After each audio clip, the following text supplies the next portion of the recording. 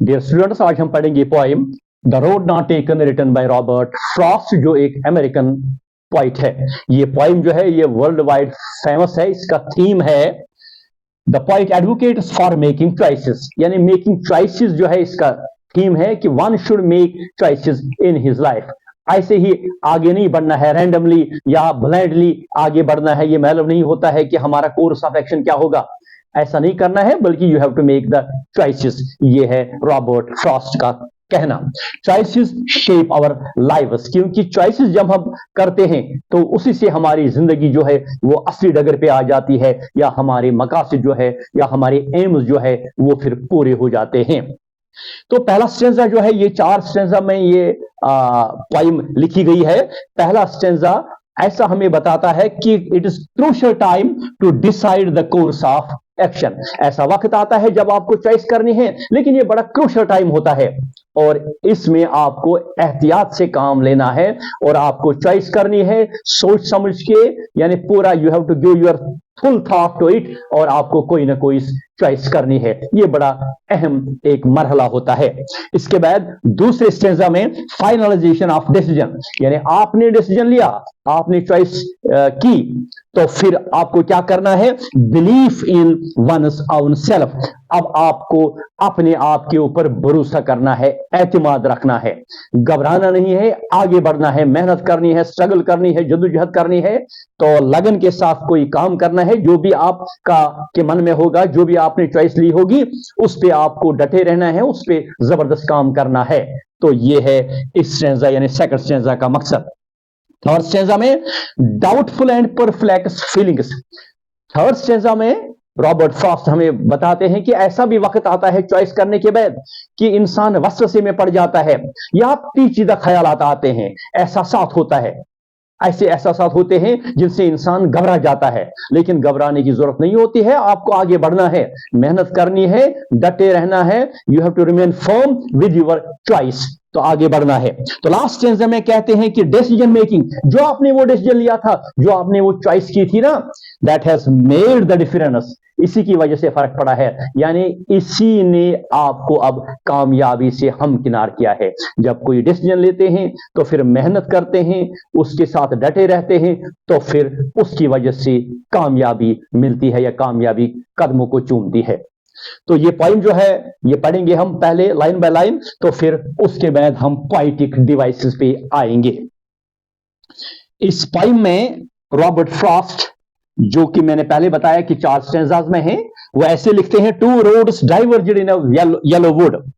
2 roads जो थे, 2 सड़कें, यानी एक आदमी जो है वो एक ऐसी सड़क पे खड़ा है जो 2 सड़कों में बट जाती है। 2 रोड्स, 2 सड़कें डाइवर्जेड, यानी ये मुनकसिम हो गई, डिवाइड हो गई, ये चली गई किसकी तरफ, in yellow would.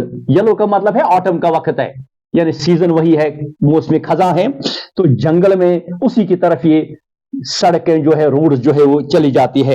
And sorry I could not travel both and be one traveller, क्योंकि मैं एक मुसाफिर था, मैं दोनों सड़कों पे नहीं चल सका। यानी एक मुसाफिर एक वक्त पे एक ही सड़क पे चल सकता है। रोड्स यहां मतलब है चॉइसेस, तो एक ही चॉइस मुझे करनी पड़ी, एक ही सड़क मुझे चुननी पड़ी, तो उसी पे मुझे चलना पड़ा।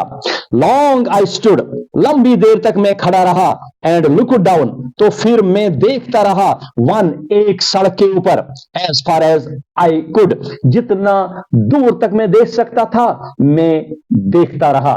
यानी चॉइस करने में मुझे लंबी देर तक वेट करना पड़ा, सोच समझ के मुझे ये देखना पड़ा कि मुझे कौन सी चॉइस लेनी है। तो वायर इट बेंट, जहां ये रास्ता जो था ना, बेंट यानी इसका वहां बेंड था, मोड़ था, जाती थी ये सड़क किसकी तरफ, इन द अंडरग्रोथ, उस जंगल की तरफ जहां वो छोटे छोटे झाड़ियां दरख्त वहां थे, उनकी तरफ, यानी घने जंगल की तरफ ये रास्ता जा रहा था। लिहाजा शायर को ये रास्ता पूरा समझ में नहीं आया, यानी नजर नहीं आया कि ये कहां जाता है, आगे कहां तक ये चलता है। देन टुक द अदर, तो इसकी वजह से उसने फिर दूसरा रास्ता लिया, यानी उसने अब चॉइस की। जस्ट एज फेयर, क्योंकि उसको बड़ा अच्छा लगा वो, वो रास्ता वो ठीक लगा उसको, as having perhaps the better claim, तो उसको लगा कि शायद ये रास्ता जो है ना, इसमें बेहतर क्लेम दावा है, यानी बेहतर, इसमें अट्रैक्शन है, इसमें फायदा है, तो लिहाजा मुझे इसी सड़क के ऊपर चलना चाहिए, मुझे यही चॉइस लेनी चाहिए।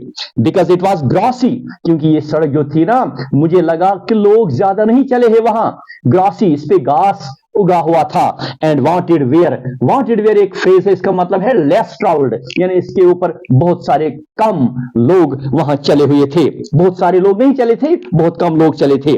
दो as for that the passing there, अब वहां से गुजर के, उस रास्ते से चल के, had worn them really about the same, तो फिर आगे मुझे पता चला कि ये दोनों रास्ते जो थे ना, एक ही तरीके से इनको इस्तेमाल किया गया था, यानी जितना इस रास्ते को इस्तेमाल किया गया था, उसी तरह से दूसरे रास्ते को भी इस्तेमाल किया गया था।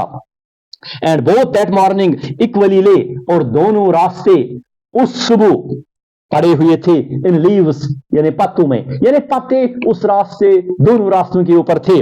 नो स्टेप, कोई कदम, हैड ट्रॉडन, यानी नहीं वो उसके ऊपर चले थे, इन पत्तों के ऊपर, ब्लैक, तो चलने की वजह से वो पत्ते जो थे ना, वो काले हो सकते थे, लेकिन इसका कहने का मतलब ये है शायर का, रॉबर्ट फ्रॉस्ट का, कि कोई बंदा, कोई ट्रैवलर इन रास्तों के ऊपर नहीं चला था, वरना अगर वो चला होता तो फिर जो लीव्स वहां पड़े हुए थे वो फिर काले हो जाते। और oh I kept the first for another day, तो लिहाजा मैंने वो पहला रास्ता जो था ना, आगे भी, यानी दूसरे दिन भी मैं उसी पे चलता रहा, यानी चॉइस जो मैंने की, मैं उसी पर डटे रहा। Yet knowing how way Leeds on two way, लेकिन मुझे यह मालूम था कि एक रास्ता जब आगे बढ़ता है तो इससे कितने और रास्ते निकलते हैं, यानी चॉइस आप करेंगे तो आगे आपको बहुत सारा फायदा मिलने वाला है, बहुत सारे एवेन्यूज आपके लिए हैं। आई doubted if I should ever come back, लेकिन यहां मुझे एक फीलिंग ऐसी हुई, डाउटफुल, कि क्या मैं कभी पहुंच भी सकता हूं, वापस आ सकता हूं। I shall be telling this with a sigh, मैं बड़ी आह के साथ ये आपको कह सकता हूं। Somewhere ages and ages hence, कि यहां से तकरीबन कई जमानों के बाद, two roads diverged in a wood, दो सड़कें जो थी वो मुनकसिम हो गई, डिवाइड हो गई, तकसीम हो गई इन वुड, एक जंगल में। And I took the one less travelled bye, और मैंने वही रास्ता लिया जिस पर कम लोग चले थे। And that has made all the difference, और इसी की वजह से सारा ये फर्क पड़ गया है। ये थी लाइन बाय लाइन एक्सप्लेनेशन। अब हम पोएटिक डिवाइसेस पे आते हैं। इसमें पहला जो पोएटिक डिवाइस है वो है मेटाफर। मेटाफर में यहां इस्तेमाल हुआ है रोड्स डाइवर्जन।